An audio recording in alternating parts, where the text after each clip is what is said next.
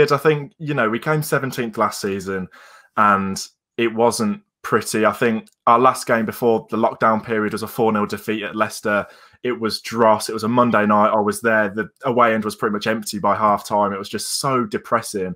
And none of us knew what was going to happen at that point. And I had thought, like, this is it. We're relegated. There was just no way we're going to get out of this. And then, you know, there was the 3-month lockdown period where the main thing that we did was sort out the defence, because we conceded way too many goals. Apart from Norwich last season, we conceded the most in the league, and it was just dreadful. It was so poor. And credit Dean Smith, what he did over lockdown, I don't know, but defensively, we improved massively and we got ourselves out of it. I don't know how. But going into this season, the defence is pretty much the same with the addition of Matty Cash. So, and we've pretty much got I think we've got the best defence in the league, which is just ridiculous. We've conceded 2 goals, and they were both against Liverpool. But I don't know, we've invested a little bit of quality all over the park, which I'm sure we'll come on to. But it's just really good so far. I'm really enjoying the start to this season. Yeah, absolutely on fire. Absolutely on fire. I've watched you 3 times, I think, and you look very good. I think it's always been the case with Villa, though. I think on the counter-attack, because of Grealish, you've got this ability to just completely turn a game with his quality. Obviously, John McGinn as well, Hurahan last year, who's sitting a little bit. But has there been a massive change in how good you are going forward with the addition of Ross Barkley? Yeah, massively. I think, like I said, the 10 games at the end of last season after lockdown, yes, we improved defensively, but we couldn't score a goal to save our life. I think we had Keenan Davis up front, who hasn't scored a goal in like 3 years in the league. Samata he just couldn't cut it at all. I don't think the Premier League was his level. So we couldn't score a goal to save our lives. And then this season, you've seen with the results, like going forward, we look scary. We are frightening teams, which is just refreshing. And with the addition of Ross Barkley as well, I think a lot of pressure was on Jack Grealish last year. Every football fan who followed the Premier League could see that Villa relied on Jack Grealish, and if you stop Jack Grealish, you stop Villa. And I fully, back that, because everything went through him. And you can see with like the attitude of Grealish on social media and him during games as well, you can see that the addition of Ross Barkley has just lifted him massively. Because, it's the quality that we need, because Jack Grealish last year was just like steps and steps above everybody else. But you can tell Ross Barkley maybe isn't on his level, but obviously is very, very close to him, and he is an established quality Premier League player. So with the addition of him, Ollie Watkins up top, it's putting these quality players around Jack and allowing him to, take the brakes off essentially and have, a little bit more freedom and not have all the eyes on him. So yeah, the addition of Ross Barkley, Ollie Watkins, us getting these players around Jack has just made us a massive, massive threat going forward. And we really are scaring teams and scoring goals for fun at the moment. What's the best way to play against Villa? Is it to sit deep? I mean, I watched Leicester the other day and they sort of did quite a good job. Obviously, they had 3 of the big hitters out, but they did quite a good job against Villa in terms of just sort of neutralising your threat for a large part of it. Is it best to sit back against Villa, or is it better to sort of go gung-ho?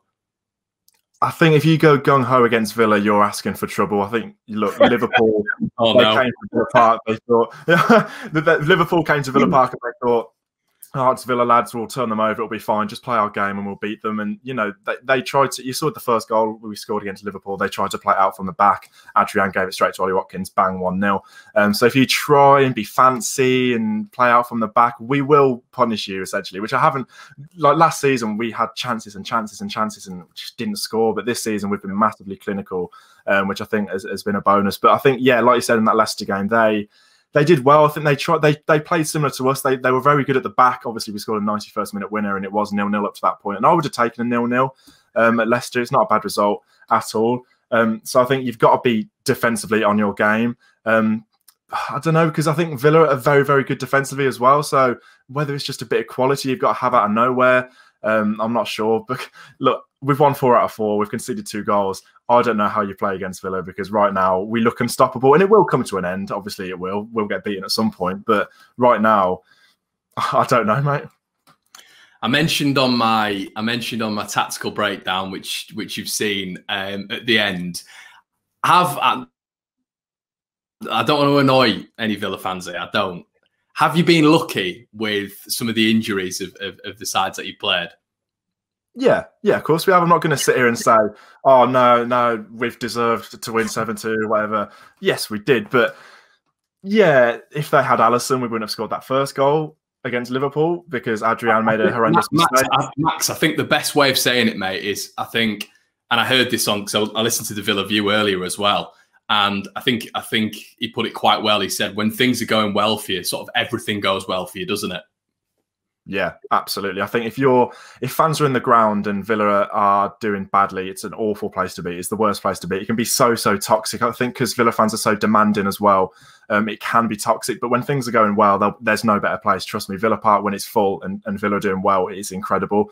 And even if obviously fans aren't allowed in the grounds, just the whole sort of attitude of the club and the way it feels, and so on social media and the fans and how happy they are, it is such a great place to be when things are going well. But going back to the injuries, yes, we've been lucky. Like Leicester, I think, no Vardy, they had countless players out and we nicked it there. So yes, we have been lucky in a way, but you've got, if you are going to be a successful football club, you do need luck along the way. And with you lot not having Calvin Phillips as well, is lightning striking twice? I don't know with us being lucky with injuries, but I'm not sure, mate. You always have to have luck, but no, I think obviously we have deserved results as well. Yeah, no, there's no taking away from it. It is, you've got to, essentially, you've still got to take the chances, haven't you? You've still got to win the games. You've still got to dominate the games. And I think Villa have been listen, with Everton for me so far, you literally, statistically, you've been the best team. So you can't get around that. And I think the big plus for me, and this is what I've been saying with Leeds and Villa, there was a big point of it last year as well, I think, and you'll be able to fill us in on that. How big is building from the back? You look at someone like Emi Martinez and having a keeper like that, arguably one of the best keepers in the division, if obviously not the best, but one of the best, definitely. How massive has he been as an addition as well?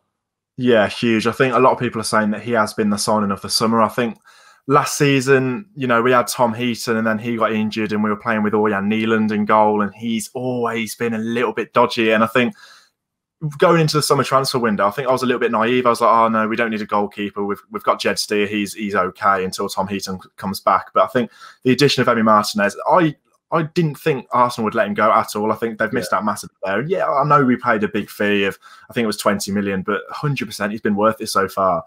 He just looks so commanding and his distribution's good. And obviously, it's the cliche. He's always going to install confidence into that back four. And if you're a back four that has kept 3 clean sheets out of 4 in the Premier League and you're playing with a keeper behind you like Emi Martinez, that's going to fill you with massive, massive confidence. So it's such a boost. Admittedly, he hasn't had a lot to do, but the stuff he's had to do, he's done it with confidence.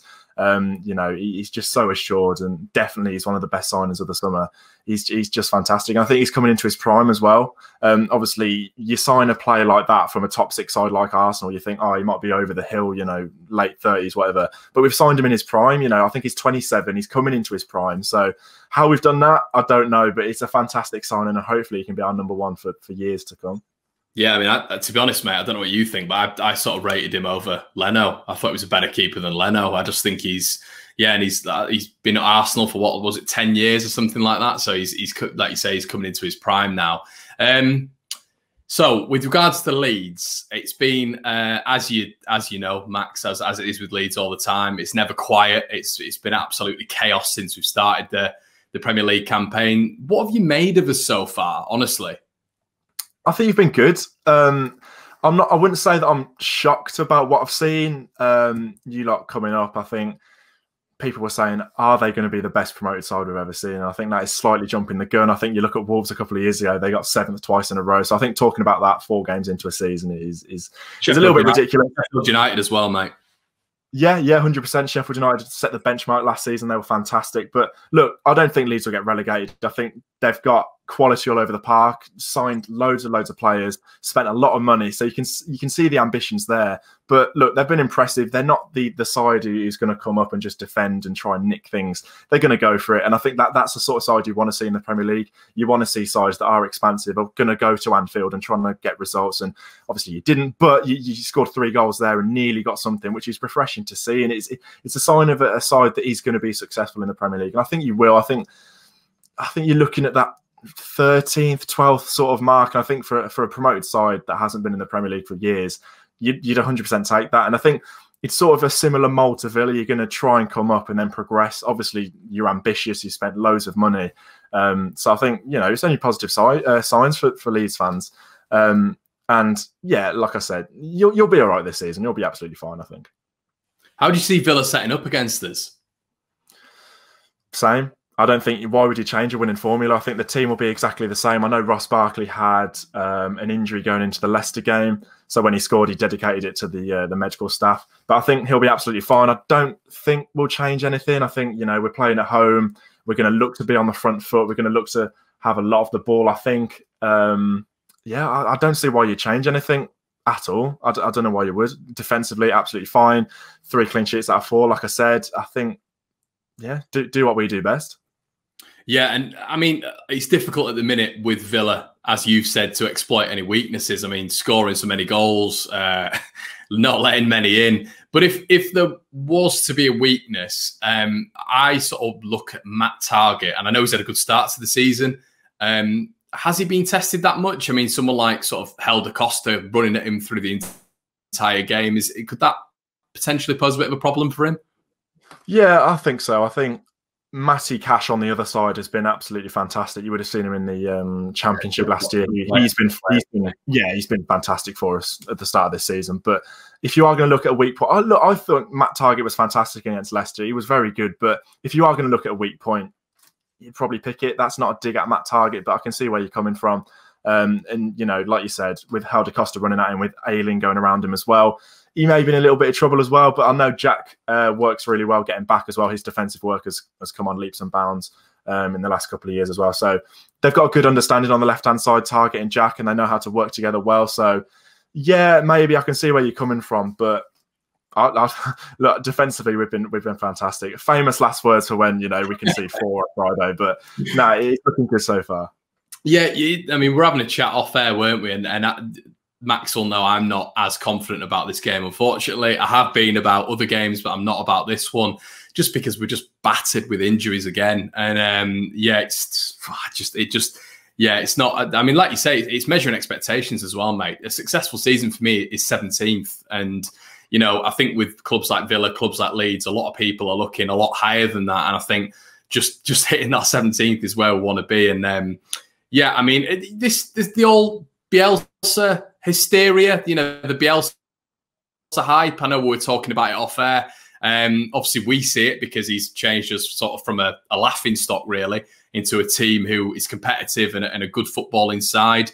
Are you sort of delving into the Bielsa hype at the minute, or do you think the media are just hyping it up a little bit too much?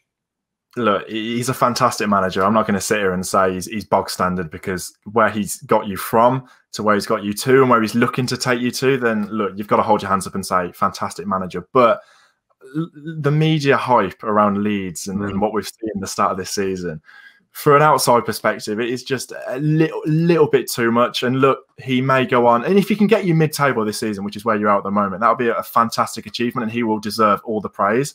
But 4 games into a season, you can't read too much into it, in my opinion. And I think because he's a massive name and because, he's a foreign manager, he gets a little bit more praise than someone like a Dean Smith. Dean Smith, even his name, Dean Smith, is bog standard. He's English. He's from the local area. His name's Smith. Do you know what I mean? Like, he's not going to get the praise that maybe if Bielsa had got, Villa to second this early on in the season, we probably would see a little bit more media hype. So I can see where it's coming from, but in my opinion, he's a little bit too much. I don't want to, annoy Leeds fans here, because look, I'm going to say it again, fantastic manager, but it is a little bit too much, in my opinion. But fair play to him; he's still a good manager. Yeah, I mean, I can understand it. And to be honest, Max, I don't know what you think about this, but I don't necessarily don't get me wrong. You'll get a few Leeds fans, saying he's the best, manager ever. He's done this, he's done that, and all this sort of stuff. But I don't necessarily think it comes from the Leeds fans. I think a lot of it is from the media hype. It is the media bandwagon, isn't it? It's TalkSport, Bielsa being spoken about every single day, and it is one of those things that seems to just get clicks, isn't it? And I can understand with regards to Villa and Dean Smith, because the hype's almost been taken away from you and is still on Bielsa, isn't it, in Leeds?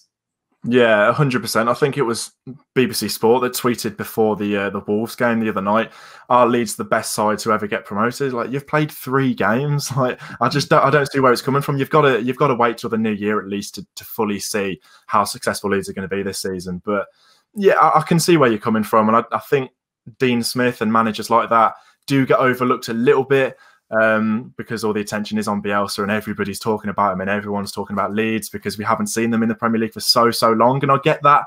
You know, they are refreshing and they are new, which I understand. Everyone's seen Villa last season as the side that came 17th, and they had a lucky start to the season this season. So they are getting overlooked a little bit. But to be fair, as a Villa fan, I'll take that. I don't want all the pressure on Dean Smith. You know, I'll happily go under the radar doing our business and, you know, having a successful season. So I don't know how Bielsa's going to, you know, handle the pressure. Is he going to crumble? Probably not, because, you know, he's that good of a manager. But I'm happy with Dean Smith going under the radar, and yeah, that's the way it is at the moment. Do you think even like this? I mean, we were just talking about it off air as well. On Friday, you're just talking about pressure. Then who's the pressure on? Because at the minute, obviously Leeds completely depleted squad wise. I know the fans aren't that optimistic at the minute going into Friday. Calvin Phillips, our linchpin, really, he's a bit like our Grealish. I think that battle would have been really good. It was brilliant at Ellen Road when obviously the famous goal. I think that battle was very good. And at this moment in time, do you think, obviously, everyone's sort of expecting Villa to win on Friday and Leeds to just lose, obviously 4 wins out of 4 and doing so well? To an extent, I think the pressure, I think Villa are the favourites, obviously, because we are second in the league, but I don't think there's any pressure on us. I think, take it back 2 games, before the Liverpool game, people were saying, the Liverpool game's a free hit, you've already won your first 2 games, it doesn't matter. So in that respect, the pressure's not on us because we have started the season so well. But again, I don't think, is the pressure on Leeds? Probably not. I think it's, obviously I want to win. And I'm not going to say it's a free hit because we have started the season so well. I want to win every single game. And you look at the fixtures we've got coming up. We've got Leeds, Southampton, Brighton, Newcastle, West Ham. They're winnable games. So I don't think the pressure's on Villa. I don't think the pressure's on anyone in this game, really. I just think it's going to be one of them games where it's just going to be 2 evenly matched sides and it's going to be just such a good game. And you talked about Grealish there. I think him versus Ayling is going to be a really good one. Obviously, Grealish admittedly does start on the left-hand side, but he drifts all over the shop. And it'll be interesting to see how that works, because I think Leicester, I can't remember, it's the Belgian right-sided player. I've forgotten his name for Leicester. Is it? Yeah, that's the one. They stuck him on Grealish and he snapped him and hacked at him, and some of the tackles he put on him were shocking. How he only got booked in that game, I don't know. But I think it's going to be similar with Ayling, and I know Ayling likes to get forward as well, so it's going to be interesting to see how that works as well. Does that create space for Grealish going forward? Villa on the counter-attack? I don't know, but I think that's going to be a really, really interesting one. And like you said, if Calvin Phillips was fit, I would have loved to see Phillips versus Grealish, because Leeds fans on Twitter, Villa fans on Twitter, they love to go at each other and talk about Grealish is our man, Phillips is your man. And that would have been a really, really interesting one, but we'll have to wait till we play at Ellen Road for that battle. But no, it's going to be such an interesting game. I'm really, really looking forward to it.